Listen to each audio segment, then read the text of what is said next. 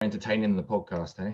Oh, no. I think the banter before the podcast is, that's what I meant. it is probably more entertaining sometimes. Yeah. If I press record too early, people would go, oh, why don't they just record this on the podcast? It'd be more fun. So I'm going to dive straight into my introduction and we'll take it from there. And if this freaking fly keeps bugging me, you'll see me start swatting myself on the head. Okay, here we go. Hi, I'm Tyson Franklin, and welcome to this week's episode of the Podiatry Legends podcast, the podcast designed to help you feel, see, and think differently about the podiatry profession. Before I introduce my guest, give a shout out to the sponsor of this particular episode, which is Podium. Just go to podium.com/podiatry legends. I've got a page set up, and there's information there how you can find out about how you can get more Google reviews, how you can communicate with your patients more. And they've got a cool thing now where they have a little chat box down at the bottom of your website. Just talk to them, tell them you heard about it on the Podiatry Legends podcast, and they will assist you. So my guest today is Mike Luca. He is a repeat offender. He is on the Gold Coast. I can't remember the exact episode. I think it was 33. You were back. It was back a while ago now, because it was back at it was Adelaide conference around about that, wasn't it? I think. Yeah, I'm pretty sure it was episode 33. And we were talking about branding a new business because you had taken over briefly. You'd taken over podiatry and physiotherapy clinic, and then you were rebranding it to your own business. So we were talking about branding. But today we're going to talk about your other business, MotionX 3D, which is a 3D printing orthotic business. Yep, that's correct. So it sounds sexy as hell. The first full color 3D printed color orthotics in the world. So that's something that's proud to be able to sort of say, just as something very, very different.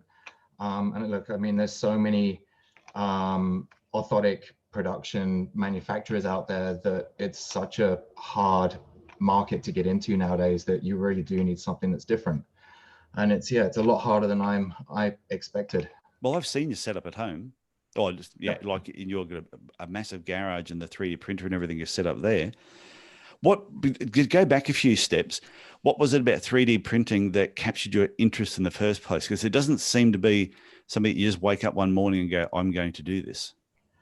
Well, I guess it kind of was. So I guess going back to the podcast originally, the first one that I said I kind of want to have 3 streams of income or revenue coming in, and that was kind of the goal through it. So I guess this one here was the third one, with the clinic being the first, the moisturizers and products being the second, and now in this. And I guess it comes from the fact of when you run a podiatry clinic, you look at things that cost you the most and you decide how you can get those costs down and expand on it. And I guess that's where both of those things came from. So with the moisturizers, obviously we sell a hell of a lot of moisturizers within the clinic. So why can't we have our own branded, make a bit of extra cash on it, plus sell it to other people? And it's the same. How's that been going with the orthotics? Yeah, it's been good. There's some wholesale people that do it. So I think it's one of the biggest ones is Opal at the moment. They deal quite a lot. Okay. And give the name of the cream a plug while you're here. That's Ace Healthcare is the brand, and the cream is Lux 30. So that's a 30% coconut, 30% urea coconut moisturizer. Non-greasy, smells about the best and feels about the best, well, according to me, that you can get on the market at the moment. Patients love it. It's got a bigger markup on it in comparison to any other cream that's available at the moment. So in terms of business wise, it just kind of makes sense. And with the 30% also, it suits the Australian clientele a lot better, because obviously we have a lot warmer, hotter climates with people not wearing shoes. So anything less than 30%, as far as I can see, is kind of semi-pointless. Okay, so going back, you wanted 3 streams of income: one from podiatry, one from a product, which is the cream that you developed, and then you said you wanted a 3rd stream of income, and that's how you got into the orthotic manufacturing. Yeah, into the MotionX. So I think, my orthotic bills were coming to like 60, 70 grand a year. So obviously that's a huge chunk of cash through there. And I was working in the clinic 3 days a week. So I still had a couple of days where I could either hang out and surf and do stuff like that, or I could make something else of it. So stupidly enough, I threw myself into more work, as you do. Yeah. Decided to invest in a 3D printer, because I think anything less than that, and it's taking a step backwards with what everyone else is doing. So again, it's having that point of difference. I felt that you need something to be able to put out there that other people would want. Everyone's moving to the 3D technology now for the fact that there's less waste. It's better on the environment. It's easier to post-processing is a lot easier and quicker. And reliability is also a lot better in terms of the product where it comes out, like with the, I think it's like 0.1 micron centimeter or whatever, microns that the actual printer layers down. So the accuracy is like point on point, like every single time. Yeah. So what was it? So you know that, so 3D printing basically was, you knew that was the way of the future. So you wanted to do something different to what everybody else was doing. One, you decided to do this instead of go surfing in your spare time. Very admirable of you. So you get a gold star for that. But how did you start the whole, like, you know, there's 3D printers out there, but did you go overseas and check these out, or did you do everything online? How did you find your 3D printer? I did everything online. So, I mean, I think a lot of people and everyone knows now the HP 3D printers are one of the best ones in terms of cost per part and actual material wise of being something that is reliable for making orthotics. So searching around on different 3D printers, the one that I have was the best option for what I wanted. Yeah. Everything else, it literally is like either the material itself isn't strong enough. A lot of them have tendencies to crack. You couldn't do enough orthotics to warrant the actual cost of the printer, so you couldn't do enough turnaround.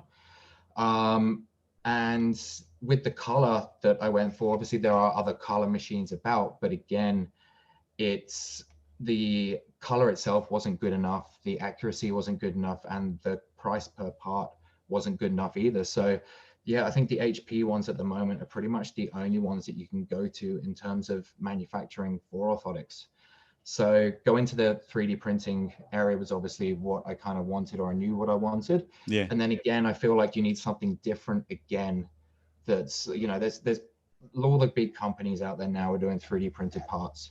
So again, having the color printer, which was only just released at the time that I got it, was, I guess that's the next step of generation of 3D printers as well. It allows you to put branding and marketing onto your orthotics. You know, when your patients pull them out of their shoes and go, oh, I need another set of these, you can have your logos on the bottom and they know who to call up. Or even with kids and stuff, kids and NDIS, I found it's been so helpful for, because you pull them out of the shoes and they actually get excited about them. Yeah. It's like that, you know, and like, honestly, even adults do it, you know, you come up and you got to give them, you give this adult and he's got the Hulk on the bottom, and even the adult, like, you see his face light up there. He's like, I got Hulk orthotics. Yeah. Well, it's one of those things. Some people, I remember the first time I'd seen any orthotic that had, whether it was a colorful cover, you know, this is going way back, but just something that was other than black. And people say, well, what's the point? Why does it matter what's on the orthotic or what the orthotic looks like? But the amount of patients that do take them out from one shoe or pull them out and put them into a sports shoe when there's other people around, that they do want to, like you said, pull them out and say, I have a pair of Hulk orthotics. Who else has a pair of Hulk orthotics? Or Spider-Man? Exactly. And it's a point, like, it's something they'll talk about with their friends. Like, you know, even if they've got friends, like, and you spark up a conversation, I went to the podiatrist to go use up my private health and I got some orthotics. Yeah. And he managed to put the Hulk on the bottom. Like, automatically, that's something that obviously if they're mentioning, I think is quite cool and it's quite different. So if you've got two podiatry clinics, they're making exactly the same, like, everything is exactly the same, but the point of difference is you get to have a color or a picture or something on the bottom, and your kids like that. Obviously, you're going to go back to that one over the other one, just because of that little fine point of difference. Yeah, and if, like you said, if all things are equal except one, my orthotics can have Captain America on the bottom. Yeah. Or just it's plain. I'm going to go for Captain America if everything else is equal. Yep. And honestly, it's been really helpful as well with. Do you have a pair in front of you at the moment? Do you have a pair that you can wave in front of the camera right now? If you give me 30 seconds, I can. Yeah, this is fine. Like I said, the video is uncut. This will be cut out of the audio. So while everybody is standing here waiting, just as a point out, we can see Mike's Christmas tree in the background because we are recording this at Christmas time. So I'm just pointing out your Christmas tree in the background. So Yeah. So what's this one? What's this orthotic? Paint This splatter? is just a paint splatter one. Yep.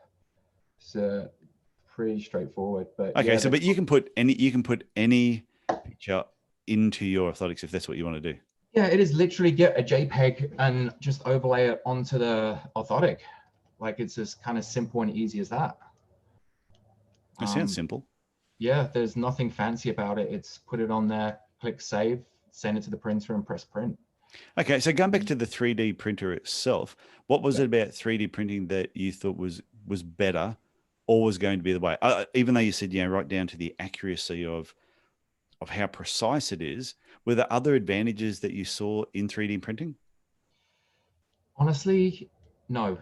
Okay, no, I'm glad you're honest. Straight up, maybe I'd honest. rather that than you say, well, let me be dishonest and tell you some lies. To me, it was about taking the amount that I spent on orthotics in the clinic per year. Yeah.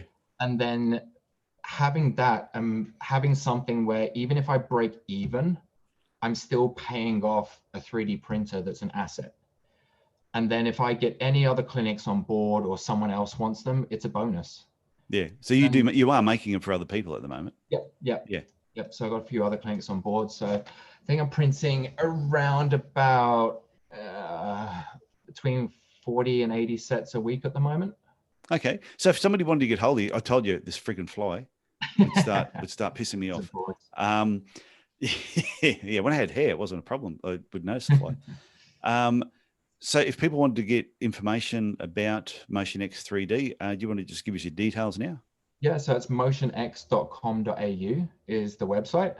And for email, it's just info@motionx.com.au. Okay. So it's very similar to when I set up our milling machine. We used to mill out the orthotics out of EVA materials. Yeah.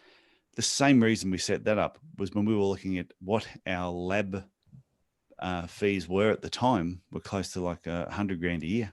Yeah. So we thought, well, if we can mill it ourselves and save a proportion of that, and we can provide a faster service, and we can do all these other things, and that's why we did it. We didn't make them for other people. We were busy just doing it ourselves. Yeah, exactly. Again, it's just looking in the business, I guess, and looking at what costs you the most within that, and then trying to reduce your costs somehow and make the best of a situation. So did you have to learn much about, are there different types of materials that you can print with? So at the moment with my printer, no, there's just one straight material, which is PA12CBHR. Okay.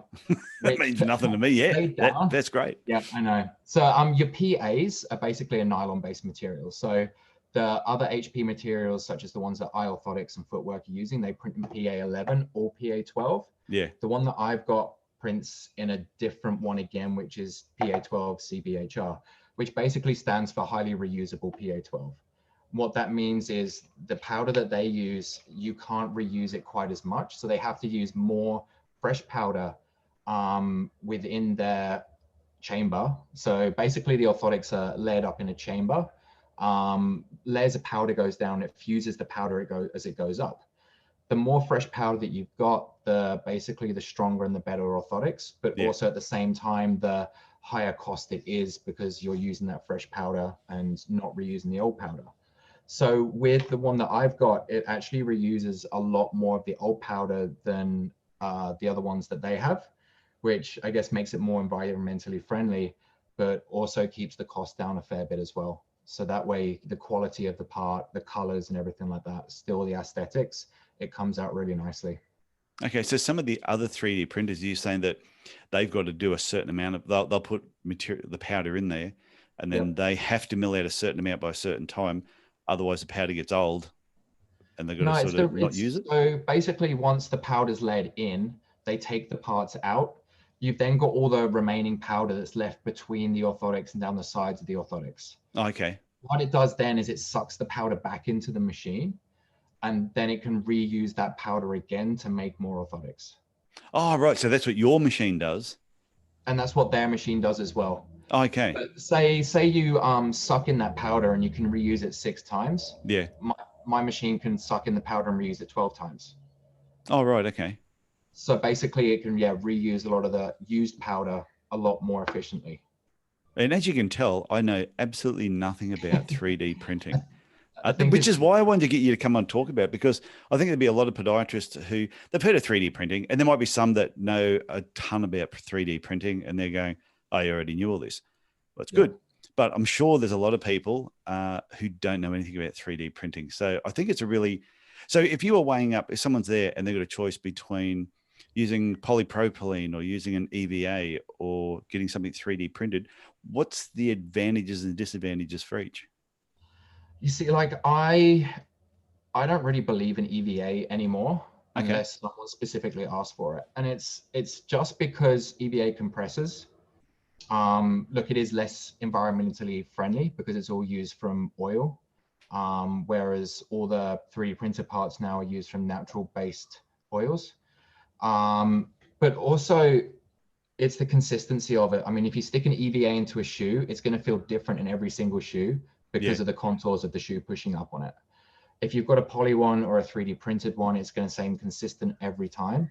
But you can also make these things like so thin in some areas that it's like having nothing underneath, which kind of then obviously makes it, you can contour it, make it as flexible as you want, and then add extra cushioned layers on top that make it more durable and better fitting to all of your shoes. So yeah, look, I mean, with the poly, obviously you've got a lot of waste. The cost per part is slightly less, I think, than 3D printing, but a lot of the waste and a lot of post-processing. And that post-processing, obviously paying someone to do that cost adds up. So yeah, look, I mean, everything I think has its ups and downs. Yeah. Apart from what I think EVA, but obviously a lot of people are going to disagree. Well, we used to use EVA, as I said, in our milling machine, and we had so much waste. I mean, we would buy sometimes massive big sheets and we would cut it up ourselves, and you would be trying to cut it to certain sizes to just minimize the waste. But sometimes the time in doing that, you go, you know what, it's easy, just tell the person we were ordering it from, just send us the basic sizes, send us 400 of them, and we'll just throw it in the bin. There was a lot of waste. Isn't the best either, like breathing in all the EVA when you're grinding it. That can't be good. I'm going to find out. I'm only 54 at the moment, so I'm still here, which is a good sign. And my lungs supposedly are clear, but I reckon I've breathed in a lot of EVA dust over the years. So there's not a lot of, even with the 3D printing, once the orthotic is printed, what's the finishing off process like? So you take it out of the chamber, then place it into a sandblaster. Sandblaster then just takes off all the residual powder from it. And that's pretty much it. Like it's kind of done after that. Look, you have got other processes that you can do. So like where, for example, Orthotics, like Footworks and places like that, those come out blue. So they put those into a dye afterwards. So the material itself comes out gray, but you can do post-processing things like dyeing it. You can then polish it, put it into a tumbler. So a tumbler is basically where it goes into a thing, it's got fine sand around it, and then it kind of mixes around like a washing machine and sands everything off. And that makes it kind of a better, smoother finish. Okay. So yeah, you've got those two things that you can kind of do. With mine, it's more a case of sandblasting them. Like the finish on them underneath is perfect already. Like you don't need to smooth them out or do anything like that anymore. I just tend to coat them with a bit of a gloss just to make them look prettier, and that's it. So yeah, look, after you've done that post-processing, it's not long. To post-process, say 20 sets, you're looking at half an hour maximum. Okay. Yeah, because so are you saying with the like we were saying with EVA, there was waste, and there was also the post-processing, the finishing them off and grinding and adjusting for footwear, and I mean there was a lot of grinding and dust extraction, and there was a lot of mess. 3D printing sounds like you don't have to do it. Once the design's done, you don't have to really do a lot yourself. No, literally just, it takes half an hour to do. Look, I mean, the powder is so fine that the powder gets everywhere, and it's meant to be natural, so it's not meant to be harmful to your lungs. But again, I guess I'll find out in 20 years. Yeah, you find it when you're my age. Yeah, we'll talk about it. Yeah. So, how old are you now? You're not very old at all. You're still in your 20s, aren't you? 32. Oh, you're 32. Okay, you're older than I thought. Yeah. So in another 22 years, when you're 54, we'll talk be sitting there next to each other drinking whiskey on oxygen. Yeah, yeah, whiskey and rum. Yeah. I got a nice bottle of whiskey given to me yesterday from these dentists I know down in Melbourne. A New Zealand whiskey. So Tasmania's meant to have some good whiskey as well. They've won some awards. Yeah, I think so it's I've heard. Lark, is it? And you sent me a really nice bottle of rum from Western Australia, I think it was. I can't remember now. I'm pretty sure it was Western Australia. I have got a photo of it somewhere. So you've got a good collection of rums. Yeah, but that one didn't last very long at all. Yeah. I just destroyed it. It was actually really nice. My brother bought me one from Milton Rum from Brisbane. Okay. And it was a bit different, and that was it didn't last long either. That's the problem. I think it's nice to have some really nice rums, whiskeys, bourbons, whatever it is that you like drinking. Yeah. And you can have some really expensive ones, but they sort of just sit there. I like the ones that are nicer than normal, but you drink them as well. See, I'm like the opposite. If they're nice, I'm going to have a tendency to go towards the nice ones, and the nice ones seem to get finished up first. Yeah. Yeah. Well, that's what I mean. It's the middle of the road one. So technically, if you wanted to, you could have your favorite rum printed onto a pair of orthotics. You could have a pair of rum orthotics or whiskey orthotics. Whiskey orthotics. You could pretty much have anything that you want. So if you look at our Instagram, actually, which is MotionX 3D, you'll be able to see a load of designs that we've done on there, and colors, pictures, other parts. So obviously we print other parts as well as orthotics. So just random stuff that we've done for people. Whether or not I'm meant to mention this or not, but I'm actually 3D printing some prototype sex toys at the moment for a lady, which was... I didn't know we were going to talk about sex toys, but since we're on that subject, keep going. It was a weird concept where she's contacted me and gone, yeah, I need some 3D printing done. So I need some items copying and then turn into 3D models and then made bigger. And I was like, okay, that sounds doable. That's fine. She's like, okay, well, it's 2 dildos and 2 butt plugs. And I'm like, all right. All right, that's fine. So yeah, I had to, she's then, met her at the clinic. So then she's bought these toys in like a black bag or whatever to keep it all under wraps and stuff. And we've had to take these in, design them up and 3D print them. And what color did you do them in? just did them in white. I couldn't do them anything else. I'm just leaving. I think hygienic wise for a butt plug, white is probably the best color. I wouldn't recommend using this stuff for internal. I don't think it's meant for that, but I mean, having a paint splatter butt plug. That'd be different. Yeah, it would. You could show that off to your friends, couldn't you? Yeah. So anyway, did you print? You didn't print an extra one for yourselves, just no? Oh, yeah, just as you've kept the design. For the time. It's on the mantelpiece. You keep it. Yeah. Just go. We'll keep that design on file just in case you need a repeat. Yeah, in case of emergencies. Hey. Yeah. So basically, like 3D printing, you can print anything. Anything that you want. Yeah.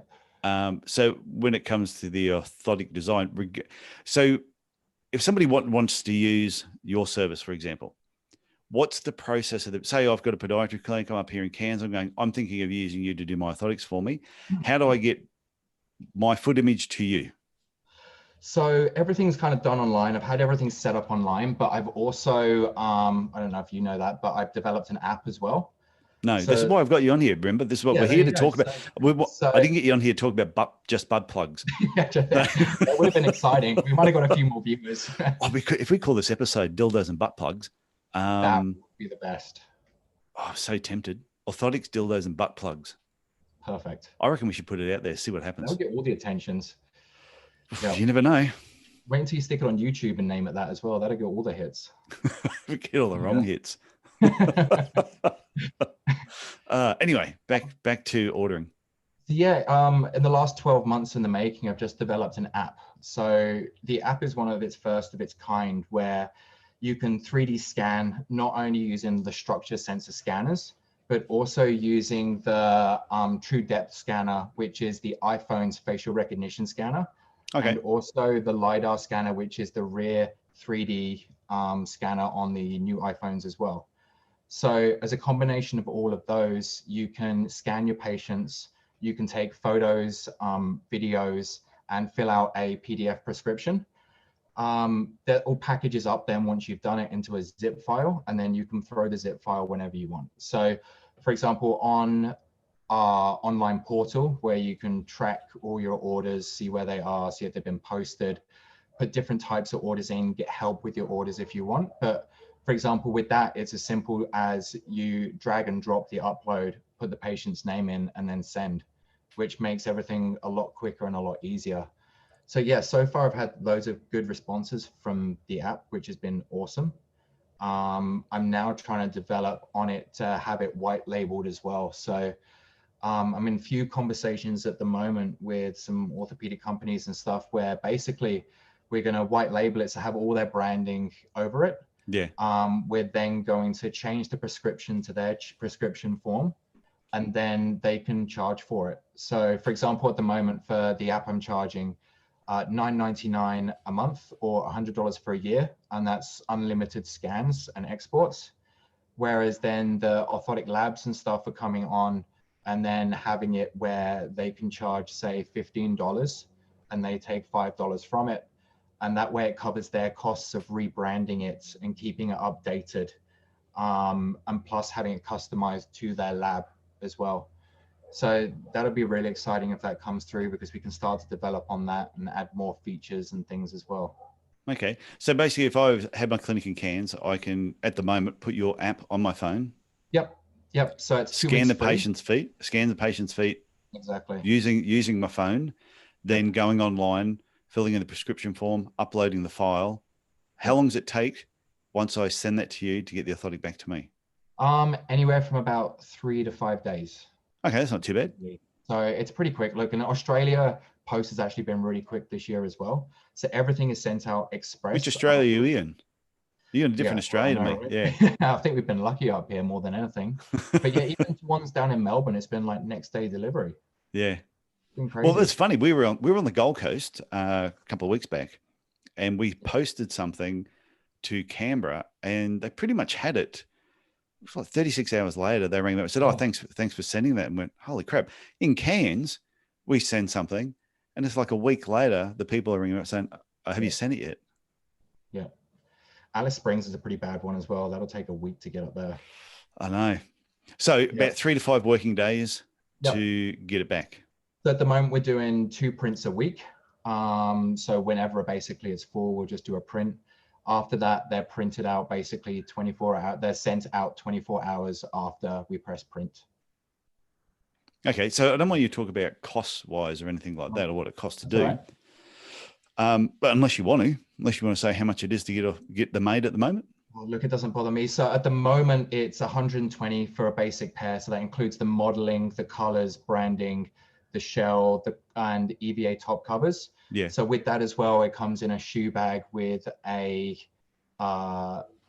instruction manual as well for the orthotics. So 120 is a base, and then it caps at 160. So it's pretty much unlimited, whatever you want on it, capped at 160. One exciting thing that we do have is we are actually using eTPU top covers. So I think everyone knows at the moment, the whole shoe industry is going through the change with all these energy return foams. Yeah. We basically have Adidas's version of that. So Adidas Boost, which is an eTPU foam, and we use that as a top cover, which is really good. It's highly durable. It's bouncy. It doesn't break down. It's like Poron, but bouncier, I guess, is the easiest way to explain it. Because I've seen one of the other companies that does 3D printing. I won't mention the name. And I've seen some of their top cover stuff. Yeah. And it's just crap. Yeah. Just it's cheap. It's the cheapest stuff they could basically put on there that may feel good when they're initially put on, but the longevity was just no good. No, guys, you get what you pay for. And I think that goes with anything, to be honest. And if you stick an EVA cover on there and you know that it's an EVA cover, you know it's not going to have a high reusability rate. You know it's going to compress. You know it's not going to last forever. And that's just EVA. Yeah. So obviously, like if you want something better, you pay for it. And that's the same with, like, say, nylon or neoprene, with Poron. Those sorts of extra things, they do cost a lot more, but at the same time, they do last a hell of a lot longer. Yeah. What I really like about the 3D printing process is the whole marketing side of how you can market your business using the orthotic, instead of it just being something that you want to hide away in a shoe. Yeah, It's something that when you're giving it to the patient, it's sort of like why Apple and Mac computers are so sexy when you purchase them, because when you take them out of that box and it makes that noise when you take them out, and if people are around you while you're taking out your new Mac or your new iPhone, it's sort of like they present everything so well. And it sounds like that's what you do with the orthotics as well. That's what I'm trying to do. Look, I did used to have nice boxes to present them in, but the issue with boxes is you post them and they get crushed, and you can't fit too many of them in a bag either. So postage increases, the cost of a box increases. So yeah, we've moved to biodegradable shoe bags so that the shoe bags can be reused, and they still look nice and they still come looking professional. But that's what I found with marketing in my clinic as well, is that I've done the whole thing with trying to mark for gap-free and cheap orthotics and stuff. And actually found that you got a lot more responses marketing the technology. That is a really good point. A lot better. Yeah, that's a great point. It's marketing the technology, because I'm sure, I would guarantee probably no one listening to this podcast, because everyone that listens to this podcast is progressive. But I'm sure there's still some podiatrists. What was that? Or just interested in the title. Yeah. Yeah. Orthotics, dildos, and butt plugs. But I'm sure there's some podiatrists that still just do a plaster cast. Yep. They still get a lab sheet. They still tick lab discretion. They put it in a shoebox and they post it to a lab somewhere. And the orthotic hasn't completely dried yet because they're just in a hurry to post it off. Yep. And the lab is still doing everything the old way. When a recent graduate that I was talking to, and they were talking about they were doing orthotics at uni, and I said, so I talked them through the process and how to make an orthotic, and they went, we actually in the back of the room watching how the lecturers were explaining how to make an orthotic. I went, no, I just assume nothing has changed too much from putting the nails in, how you do it, doing the plaster platform, modifying it, and they were just like, so nothing's changed in like 100 years. I told them I wasn't that old. Yeah, it's crazy with things like that. And yeah, look, I think people don't like change. And honestly, that's been one of the hardest thing in getting clients is people don't like change. Like they're used to writing something down and then having it come back as they know how. So obviously, whenever you start with a new lab, you've got that process where you have to understand what you write down, how it's going to equate to the orthotic. And that process is a hard one because you're going to end up with a few duds coming back every now and again, not what you want. So it's easier just to go back to the old place where you were ordering them. Oh, true. Yeah, that's one of the hardest things. But I think that, yeah, look, I mean, next generation's coming through a podiatrist, and I think it is going to start to change where there is going to be a lot more 3D scanners. And especially now that all you need is your iPhone, just a 3D scan, like it's a lot more accessible in terms of cost. Like, you know, you buy your structure sensor scanners and they're with exchange rates, they're over $1,000 now pretty much. You've then got your iPad on top of that, which is another $1,000, that's $2,000. Whereas you can go out, buy a secondhand iPhone X for $700 and you've got yourself a 3D scanner that's better quality than the structure sensor scanners. Does it work on Android phones as well? No, not unfortunately. No. Okay, that's all right. Yeah, just the iPhones at the moment. I'm trying to work on something with Android. But, I have heard of other people owning other brands than an iPhone. It's just, I know. I saw a friend yesterday who has an Android, and he actually owns the Telstra business up here. And I said to him, "What do you?" He says, "It's just what I've always used." Yeah. So that's why I was wondering. But like you said, you can pick up a secondhand iPhone and just use it for that purpose. Yeah, you can just use, and that's cheaper than pretty much doing anything else. And they're more accurate as well. Look, it takes a few goes to get used to it, but yeah, it's easy. And I think you make a really, really good point when people are making a change. Yeah, when they're trying something different. You know, I remember going from plaster cast to doing scanning 2006 or whatever it was, 2004. And that transition just messed with my head. Yeah. And so what I ended up doing to test things, I just randomly chose the next 12 patients that came in to get orthotics made. And we did a plaster cast and we did a scan. And I got 2 pairs of orthotics made for them from the 2 different labs, what I used to use and then the new place. Presented them to the patient, said, I'm not going to tell you which is which, But one is old technology, one is new technology. I want you to wear them and tell me which one you prefer. 11 out of 12 told me they preferred the new ones that we did, and that convinced us that we were doing the right thing. So I think anyone listening to this, if they're thinking about doing 3D printing with MotionX 3D, and you're not paying me either to have you on here. So just let people know not like there is no cash for comments. What's that? Not like Podium. Well, actually, yeah, when I had the guy from Podium actually on, no, they weren't sponsors then. I don't think. Yeah, no, he was. I got him on here because it was really. I got them on because what they were presenting and what they did was really cool. Yeah, no, we met the Podium guys, I think, at one of your courses before. Yeah, and yeah, he's a really good guy, and they do have a great product. And I kind of did a bit as well with my business and trying to increase the number of kind of 5-star ratings and everything. And yeah, I think I'm up to like almost 100 5-star ratings now within our clinic, which is awesome. And that has a huge difference on then your ranking on Google and stuff. So yeah, they're doing a good job. Well, I came across them. I was at a dental conference and they were there and I was just talking to them about it. And then I was running a marketing workshop the next day that you were at, I think. Yeah. And I said to them, oh, do you want to come along and just talk for 15 minutes? Just a little gap there. And they said, yeah, okay. So they spoke at it and yeah, we sort of I've just stayed in touch with them and they said, hey, can we sponsor the podcast? I went, yep, not a problem. I don't have a problem with that at all. Yep, that's fine. So, but I'm just wanting to point people out. I didn't have you on here because you're paying me money, but you have bought me drinks. So, geez, I'm easily swayed, aren't I? Still a bribe at the end of the day. Yeah. So, but no, like, yeah. Even I was going to say, even with people nowadays, though, still doing plaster cast and still doing foam boxes, when they get to the lab just 3D scans them most of the time.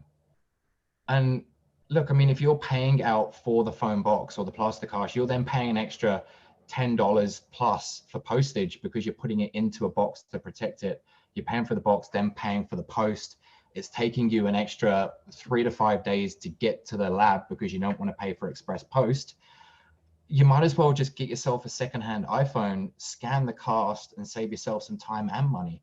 And that's not even if it's to use it for my clinic. That's for most labs pretty much. Yeah. And I'm sure that they can teach you how to 3D scan it in the room at the end of the day. Or if not, like just contact me. I'm happy just to help out anyone, just to show them what to do. So, okay, Mike. Well, I want to thank you for coming back on the Podiatry Legends podcast, telling us about your orthotics, dildos and butt plugs. Thanks for having me. I didn't know we were going to go down that path.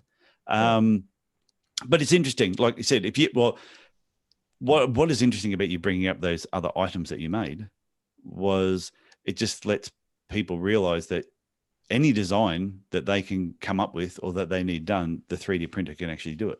Yeah, it's a free world of possibilities. Which I think is great. So, Mike, thank you once again for coming on.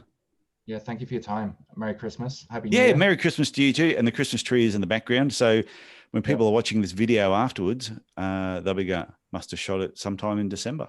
No, it's actually almost New Year's Eve. This tree will still be up in April, no doubt. The thing is, I reckon, I think there'll be a lot of people this year that won't even bother taking the tree down because I think Christmas trees bring a smile to people's face. They do. And I think with the whole COVID thing that's still going on, not so much in Australia, touch wood, that I think a lot of people would just leave decorations up and trees and just keep the party going. Well, we have Christmas in July for a reason, don't we? You know, True. we might as well just leave it up. It comes quick enough. I'll see if I can run that one past my wife. So, Mike, thank you very much. Yeah, cheers, Tyson.